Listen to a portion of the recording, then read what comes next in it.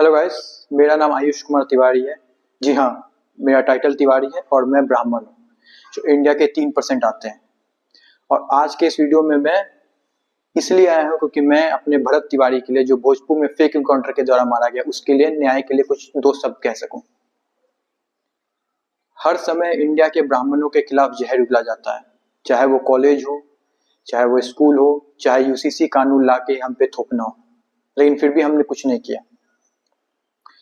कानून कोई भी लाओ, कुछ भी लाओ, हमें मानना पड़ता है। हम मानते भी हैं। हर जगह हमें गाली सुनना पड़ता है। अगर हम अपना टाइटल भी दिखाते हैं तिवारी या ब्राह्मण फ्लेक्स करते हैं तो भी हमें गाली सुनने का मौका मिलता है। क्यों? क्योंकि हम ब्राह्मण हैं। क्यों? क्योंकि हम पूजा पाठ कराते हैं। क्यों? क्योंकि हम हिंदू की रक्षा करते हैं या हिंदूवादी हैं। क्यों ना हो, हम हिंदू हैं तो हिंदू की रक्षा करेंगे, हिंदूवादी होंगे, क्योंकि हम हिंदू में पैदा लिए हैं। हम ब्राह्मण हैं, हमारे बाप दादा पूजा कराते आ रहे हैं, हम भी पूजा पाठ करते हैं। हमने अगर डिग्री भी ली है तो अपने मेरिट पे लिया, कोई जॉब भी लिया है तो कोई मेरिट पे लिया है, किसी के दम पे तो लिया नहीं है। कल अखिलेश यादव भी कह देते हैं कि ऊपर तक पूरे एकदम जनरल कैटेगरी के भरे हुए हैं। क्यों नहीं भरे हुए हैं? हम अपने मेरिट पे जॉब लेते हैं, सब चीज लेते हैं। चलो, ये तो बात इंडिया में आए दिन सुनने को मिलता है, गाली सुनने को मिलता है, सब चीज सुनने को मिलता है।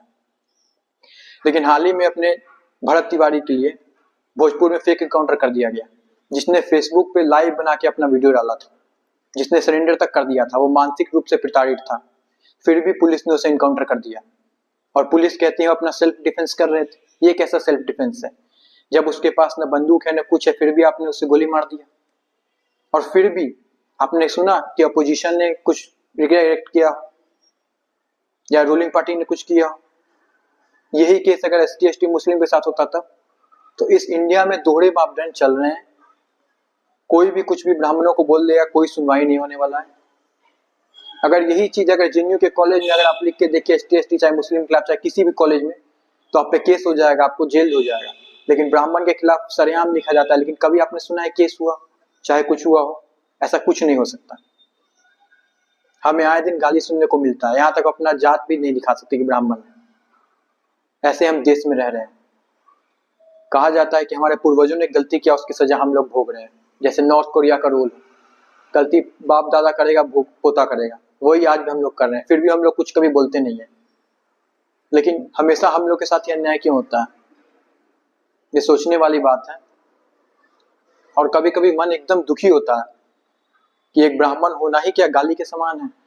ब्राह्मण होने में ऐसा क्या प्रॉब्लम है जो हमसे नफरत करते हैं? हमने उनका क्या बिगाड़ा है? भरत तिवारी को भगवान आत्मा शांति